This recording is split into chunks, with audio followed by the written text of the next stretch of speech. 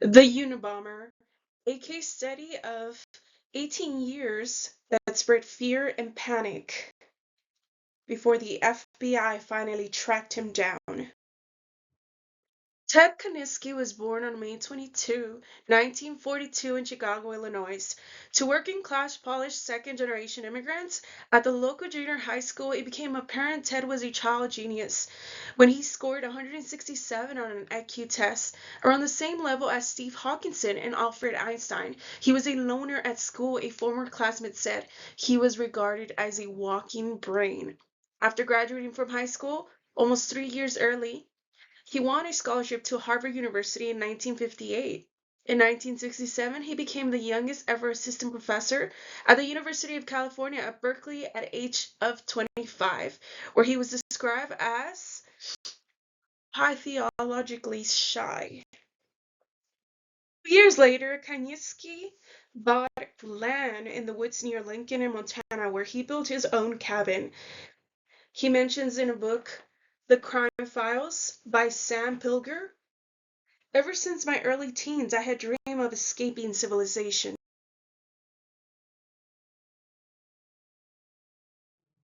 Ever since he built his own cabin, there was no electricity or running water. As you can see right here, the bomb making materials of objects of how he built his bombs.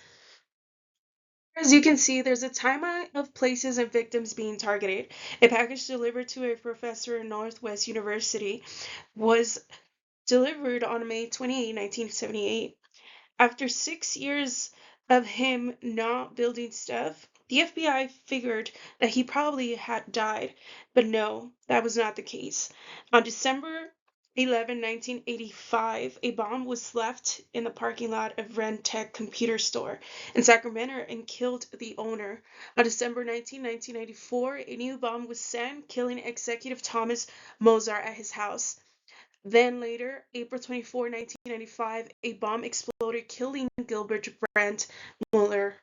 In 1995, Kaniewski approached the Washington Post and the New York Times, asking them to publish his 35,000-word manifest in exchange for his promise to stop sending his bombs. Up to this point, the rule of thumb had always been, "We do not give in the names of terrorists," said FBI. But in order for the FBI to track him, the Washington Post published Kaniewski Manifesto, entitled "Industrial Society and Its Future." Reward of $1 million was offered, the largest amount in law enforcement history, which triggered 53,000 phone calls.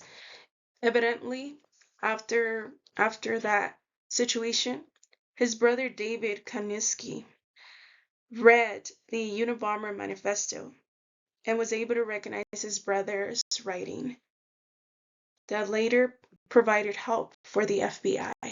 On April 3, 1996, a team of FBI agents surrounded Kaniewski's cabin.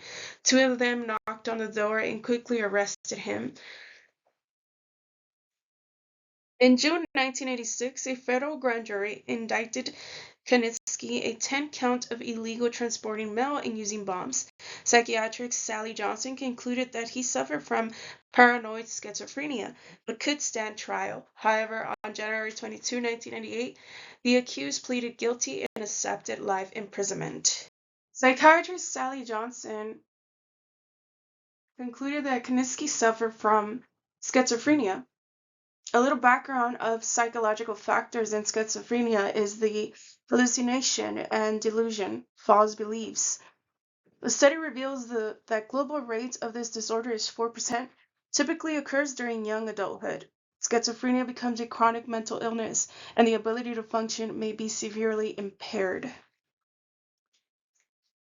The bomber's sole motivation was to register his opposition to modern society, industrialization, and the advance of technology. He believed that technology was taking the use and stripped away individuals' freedom. So much for your attention. This has been my case study from the Unabomber.